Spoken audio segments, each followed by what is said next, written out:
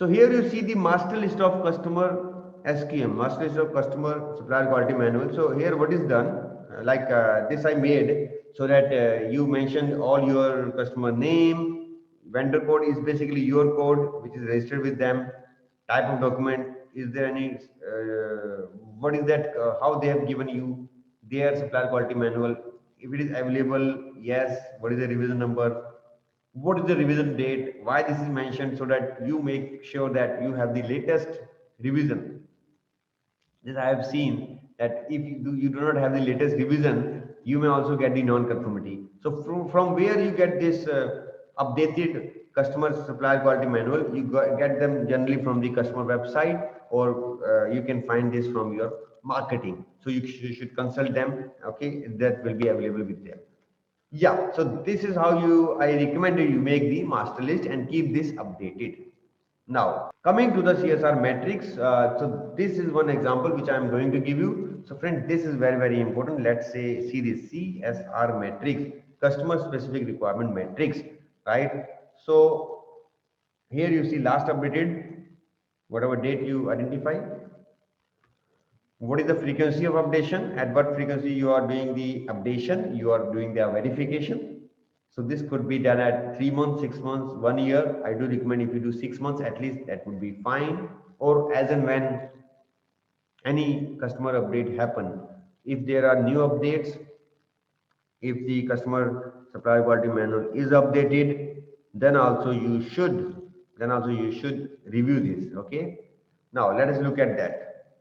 let's say let us say that this is the requirement, and here the requirements are mentioned, and here you have mentioned about customer. Okay, so let's say you have made these categories, although it is not mandatory to make this category, you could have also written this as clause wise. So it's up to you whether you want to mention this as a clause wise, or whether you want to mention the main heading, main area, like for example, PPAP, record retention, CPK level, special characteristic, MSA, packing, about audits.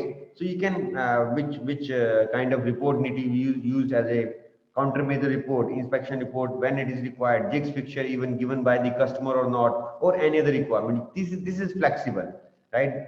So this is flexible. You can also update this as per your own requirement. So this is flexible, right?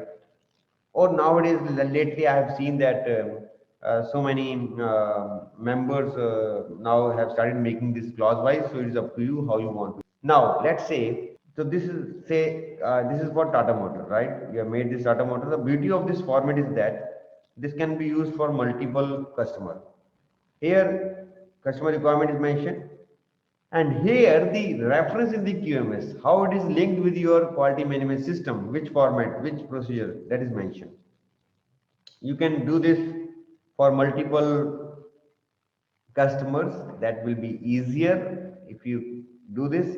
I have seen and I've helped so many companies, and they have done this, and this is perfect. Like now, let's say for example, PPAP level submission level 3, which is given by customer, which is required by customer, where you have mentioned that you will be submitting level 3. So here, like you can see here, you have mentioned that in this SOP, okay, SOP ABC05 for new product development, customer want the record to be retained for 10 years, where you have mentioned. So let's say you have mentioned this in master list of records. The customer want that CPK, PPK to be this much. Where it is mentioned? It is mentioned in the WI. Friends, the advantage of making this matrix, should you make it? Yes, you have to make it. Your internal auditor, as an internal auditor, you should be aware about that. You should be aware about this. And as an internal auditor, you should also audit the customer specific requirement as a sampling.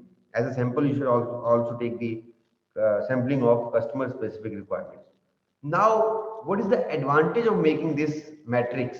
What is the advantage of making this matrix? The advantage is that before, what was happening, it is very difficult for anyone to remember and to study the complete big manuals. I suppose if you have 2 to 3 customer, 4 customer, it is not possible every time, okay, to see those manuals. Maybe the production people, maybe the other department, new product development, they may not have access to that, and even if they have access to that, it is very difficult to study the whole manual and to interpret them And that's the reason it was happening that most of the customer specific requirements were missed out. Most of the customer specific requirements were missed out. And that's the reason if you make this kind of matrix, if this is updated, this is made available to concerned people within the organization, what will happen? That they need not to refer that manual, those people, right? Say manufacturing, quality, production, they need not to refer that every time. Once you have made that, you can update that. If there is any change, you can still again update that.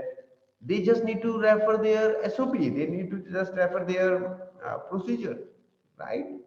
So there are more chances that the requirement will not be missed out because that is mentioned in their particular procedure. Okay, so this is what I recommend. Yeah, you can change this above part. The idea is that customer specific requirements which are mentioned, which are given by the customer, that has to be linked with your quality management system. So if you have 2 to 3 customers, this can be done easily. Sometimes I have seen it become little bit challenging when you have say 25 customer, 30 customer, and I have seen that people had those, like I have seen these cases as well, where the one of my client had 25 customers, and what they did, they made this matrix, and what they did, they actually made this matrix and then made this matrix a part of, as an annexure, as an additional document, as a part of respective SOP, respective standard operating procedure, and he has issued that to the all the head of the department. So that's how that was tackled. That's how it was handled. So yes, if you have 2 to 3 customer, 4 customer, I do recommend that you straight away reference that particular point in your procedure, in your format, in your case study, in your sorry, in your formats, in your work instruction, in your SOP, so that the advantage is that then none of the things, at least the key things, will not be missed out. So this is how this CSR matrix need to be made. So I hope you got the understanding how this need to be made. And if your customer specific requirement is updated, then this also need to be updated at the time of customer audit, or at the time of internal audit also. You should, as a sampling basis, you should also audit the CSR matrix requirement.